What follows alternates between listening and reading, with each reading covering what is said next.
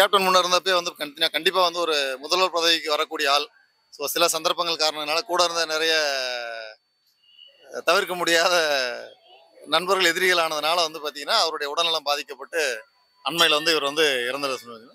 நம்ம விருதுநகரில் வந்து அவர் வந்து கண்டிப்பாக வந்து தெய்வமாக நின்று நம்ம விஜயபிரபாரன் வந்து ஜெயிக்க வைப்பாருன்ற மாதிரி எதிர்பார்த்தோம். இருந்தாலும் ஒரு 500 ஓட்டு வித்தியாசங்கள் இருந்தப்போ நம்ம வந்து பின்னாடி வந்து அவர் வந்து வெற்றி பெறுவார் அப்படின்ற நம்பிக்கையில் தான் நம்மளும் வந்து அதை அந்த விருதுநகர் தொகுதியை மட்டும் நம்ம வந்து ஒரு உன்னிப்பாக கவனிச்சிட்டு இருந்தோம். ஒரு 4000 வாக்குகள் வித்தியாசத்தில் வந்து பார்த்தீங்கன்னா அவர் வந்து ஒரு தோல்வியடைகிற சூழ்நிலை வந்துருச்சு. இது கிட்டத்தட்ட ஒரு வெற்றி தாங்க, கேப்டன் கிடைச்ச வெற்றி. இருந்தாலும் அவர் வெற்றி அடைஞ்சிருந்தா இன்னும் அவருடைய பேருக்கு வந்து ஒரு நன்மை கிடைச்சிருக்கும். என்ன காரணம்? இந்த தோல்விக்கு ஒன்று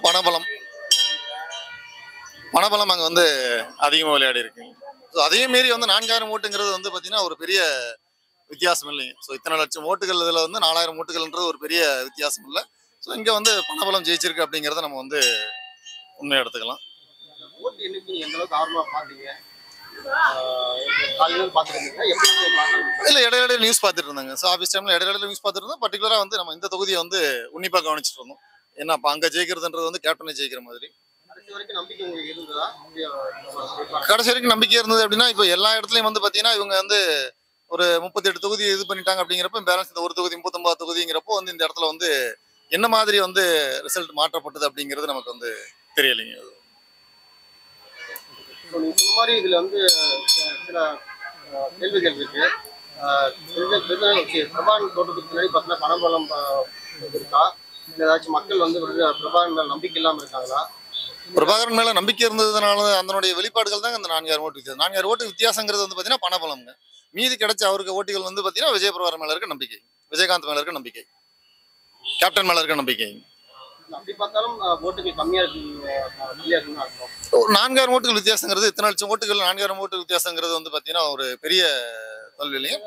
ஒட்டுமொத்தமா ஆதரவு கொடுத்தது இவ்வளோ கம்மி வந்திருக்காரு. நிறைய ஓட்டுகள் நிறைய வந்திருக்கு அவருக்கு. அவர் வந்து தொட முடியாத அளவுக்கு ஒரு வந்து ஓட்டுகள் வாங்கியிருக்கலாம், ஓட்டுகள் கிடைச்சிருக்கலாங்க. இப்போ என்ன ஆகுது அப்படின்னா இது வந்து நம்ம தமிழ்நாட்டை பொறுத்த வரைக்கும் வந்து பார்த்தீங்கன்னா ஒரு ஆளுங்கட்சியில் இருக்கவங்க தான் வந்து பார்த்தீங்கன்னா எம்பி எலெக்ஷனில் ஜெயிக்கிறது ஆண்டாண்டு காலமாக இருந்துட்டு இருக்கு. இதை மீறி எதுவும் வரதில்லை. இந்த இதில் வந்து பார்த்தீங்கன்னா என்னுடைய பார்வையில் மற்ற புள்ளி விவரங்கள் எனக்கு தெரியலைங்க. அதிகமாக 4000 ஓட்டுகளுக்கு வந்து அதை இந்த 39 தொகுதியில் வந்து பார்த்தீங்கன்னா குறைஞ்ச வாக்கு வித்தியாசத்தில் தோல்வி அடைஞ்சவர் இவர் ஒருத்தர் தான். மற்ற எல்லாருமே மற்ற தொகுதிகள்லாம் ரிசல்ட் அறிவிச்சிட்டாங்க. விருதுநகர்ல மட்டும் பார்த்தா கடைசி வரைக்கும் இழுபறியா இருந்தது. அப்படிங்கும்போது ஏதாச்சும் குளறுபடியா நடந்தது? அதுதான் நான் ஆரம்பத்தில் சொன்ன மாதிரி இதில் பணபலம் வந்து வெற்றி அடைஞ்சிருக்கலாம். ஒருவேளை பிரபாகரன் வந்து விருதுநகர் முழுமையா மக்கள் எல்லாத்துக்கும் சென்றடையில எல்லாத்துக்கும் தேர்தல் பிரச்சாரம் பணிகள் கரெக்டாக செய்தியான நம்பிக்கை ஏதாச்சும்? அது நம்ம அந்த தொகுதி இல்லை அப்படிங்கிறதுனால இதை பற்றி நமக்கு கருத்து இல்லைங்க. ஆனாலும் வந்து பார்த்தீங்கன்னா நம்ம நிறைய இடத்துல நியூஸில் பார்க்குறப்ப விஜயபிரபாகரன் வந்து ராஜேந்திர பாலாஜி அவருடைய சேர்ந்து வந்து பார்த்தீங்கன்னா முழுதாக வந்து எல்லா தொகுதிகளுக்கும் சென்று வந்து அவரும் வந்து பார்த்தீங்கன்னா தேர்தல் பிரச்சாரம் ப்ளஸ் வந்து அவரும் ஒவ்வொரு இடத்துலையும் வந்து பார்த்தீங்கன்னா நீங்கள் எனக்கு ஓட்டு போடுறது கேப்டன் ஓட்டு போடுற மாதிரிங்கிறது பார்த்தீங்கன்னா நிறைய இடத்துல வந்து அவர் தேர்தல் பிரச்சாரம் பண்ணியிருக்காருங்க.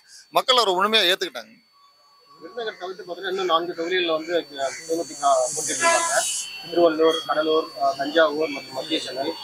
இதுலேயுமே கூட தேமுதிக வந்து ஒரு அந்த மற்ற இடத்துல வந்து குறிப்பிட்ட சதவீதம் வாங்கலைங்க. அது வந்து குறிப்பிட்ட சதவீதம் வாங்கியிருக்காங்க. அந்த இடத்துல வந்து பார்த்தீங்கன்னா முழுமையாக வந்து ஆதரிச்சிருக்காங்க. மக்கள் வந்து தேமுதிகவை வந்து மக்கள் வந்து மறக்கவில்லைங்க. அது வந்து பார்த்தீங்கன்னா கேப்டன் வந்து நம்ம தமிழ்நாட்டு மக்களுக்கு செய்த அவ்வளோ வந்து நற்காரியங்கள். அப்போதைக்கு வந்து பார்த்தீங்கன்னா மக்களால் வந்து அவருக்கு சப்போர்ட் பண்ணாலும் கூட இருந்த நண்பர்கள் எதிரிகள் ஆனதுனால அவரால் அரசியல் பயணத்தில் அவர் இந்த அளவுக்கு வந்து பார்த்தீங்கன்னா இவரோட இந்த இடத்துல வந்து இவர் வந்து இத்தனை மக்கள் வந்து சந்திச்சுட்டு போகிறதே வந்து பார்த்தீங்கன்னா அவருடைய வெற்றி தான்.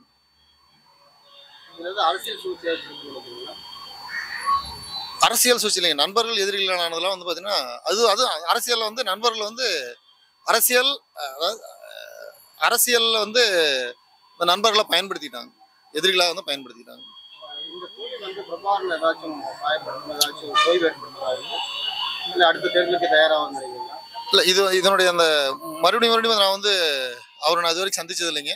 நம்ம வந்து அவருக்கு இதன் மூலயமா நான் வந்து சொல்கிற கருத்துக்கள். ஸோ இது வந்து உங்களுடைய அரசியல் பயணத்தை மிகுந்த எழுச்சிக்கான ஒரு ரிசல்ட்டுங்க இது.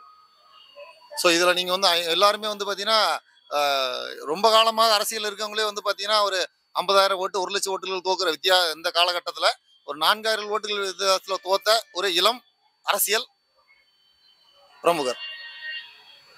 கேப்டன் இறப்புக்கு பிறகு தேமுதிக வளர்ச்சி வந்து மக்கள் மத்தியில் அதிகமாக இருக்குன்னு நினைக்கிறேன், கம்மியாக இருக்குன்னு நினைக்கிறீங்களா? அவர் இருந்த அதே அளவுக்கு இருக்குங்க. ஸோ அதில் வந்து என்னுடைய கருத்தில் வந்து பார்த்தீங்கன்னா எந்த விதமான வீழ்ச்சியும் அடையலைங்க. வருகின்ற 2026 தேர்தல் எந்த அளவுக்கு இவங்க இன்னும் களப்பணி செய்யணுங்க. தேமுதிக வந்து இன்னும் வந்து களப்பணி செய்யணும். இந்த பணி பார்த்தா இன்னும் அதிகமா ஆமாங்க, கண்டிப்பாக மக்கள் சென்றடையும் நினைக்கிறேன். மக்களை சென்றடையணும். ஸோ இவங்க அதே மாதிரி இவங்களுடைய அந்த தேர்தல் கூட்டணியும் வந்து பார்த்தீங்கன்னா மக்களோட எண்ணங்களுக்கு ஏற்றாற் போல் இருக்க வேண்டும்.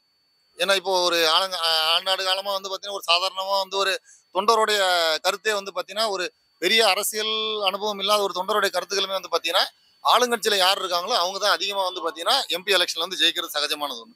ஸோ இது மாதிரி வந்த ஒரு பார்வைகளும் அவங்க வந்து கூட்டணி சமயத்தில் வந்து முடிவு எடுக்கிறதும் வந்து இதில் வந்து ரொம்ப ரொம்ப முக்கியம்.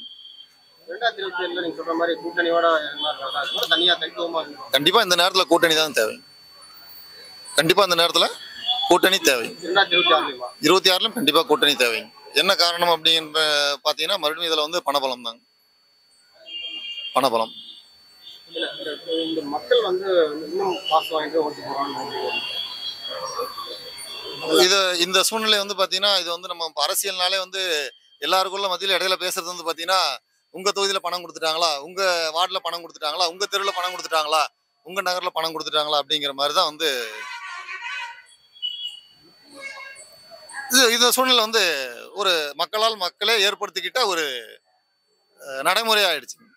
இப்படி பணம் வாங்கிட்டு ஓட்டு போடும்போது எப்படி நல்ல அரசியல்வாதிகள் எப்படி உருவாவாங்க, எப்படி முன்னாடி வருவாங்க? கண்டிப்பா உருவாக மாட்டாங்க. அவங்க அது வந்து யாருமே அதை பத்தி சிந்திக்கிறது இல்லைங்க. இது ஆண்டாண்டு காலமா வந்து நம்ம வந்து ஒரு இந்திய அளவுலையும் சரி தமிழ்நாட்டு அளவுலையும் இருக்கக்கூடிய ஒரு பிரச்சனை இது. இது வந்து அடுத்த தலைமுறைக்கு வந்து அவங்கவுங்க வீட்டில் இருக்க அப்பா அம்மா வந்து சொல்லி கொடுத்து வளர்க்கணும்.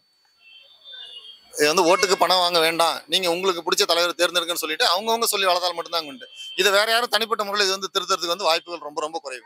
அவங்க அடுத்த ஜென்ரேஷன் எப்படி இருக்கணும் அப்படின்னு சொல்லிட்டு இப்போ அவங்க ஒரு பசங்களை வந்து நல்ல ஸ்கூல்ல படிக்கணும், நல்ல காலேஜ்ல படிக்கணுங்கிற மாதிரி நீ உனக்கு யார் பெஸ்டா வருவாங்கன்னு சொல்லிட்டு பார்த்து நீ அவங்களுக்கு ஓட்டு போடு அப்படிங்கிற மாதிரி இவங்க அந்த சுதந்திரத்தை கொடுக்கணும். என்னன்னா ஒரு பரம்பரையா அண்ணனோ தம்பியோ பங்காளியோ யாரோ ஒருத்தங்க ஏதோ ஒரு கட்சி அடைப்பில் இருக்கிறப்போ அவங்க அதை நோக்கியே போக வேண்டிய சூழ்நிலை வந்து இப்போ இருந்துகிட்டே இருக்கு. உங்களோட பார்வையில பிரபாகரனோட தேர்தல் பயணம் எப்படி இருக்கு? என்ன மாதிரியான பணிகள் செய்யணும்னு நினைக்கிறீங்க? இப்போ ஓகே, அவருக்கு அறிவுரை கூற அளவுக்கு நமக்கு அரசியல் அனுபவம் இல்லைங்க. இருந்தாலும் அவர் வந்து பார்த்தீங்கன்னா ஏதோ ஒரு தொகுதி நமக்கு வந்து இதாகிறப்போ அங்கே வந்து அதுக்கு முன்கூட்டியே அவர் வந்து அந்த இடத்துல வந்து பார்த்தீங்கன்னா நிறைய விஷயங்கள் வந்து செய்திருக்கணும். இன்னும் செய்திருந்தார் அப்படின்னா இந்த இது வந்து என்னுடைய வெற்றி வந்து இன்னும் வந்து ரொம்ப வந்து எளிமையாக நடந்திருக்கும். நம்ம எலெக்ஷன் அறிவிச்சதுக்கப்புறம் தொகுதி அறிவிச்சதுக்கப்புறம் நம்ம வந்து அந்த இடத்துல போயிட்டு வந்து ஒரு களப்பணி செய்யறதை விட இந்த தொகுதின்னு சொல்லிட்டு முடிவு பண்ணிட்டு அந்த இடத்துல போய் அவர் வந்து முன்கூட்டியே ஒரு 3 மாதங்களுக்கு முன்னாடி 6 மாதங்களுக்கு முன்னாடி அந்த மக்களோட மக்களா பயணிச்சு அப்படி வர்றப்ப என்ன ஆகுன்னா இன்னும் எளிமையா வந்து அவர் வந்து அணுகியிருப்பாரு.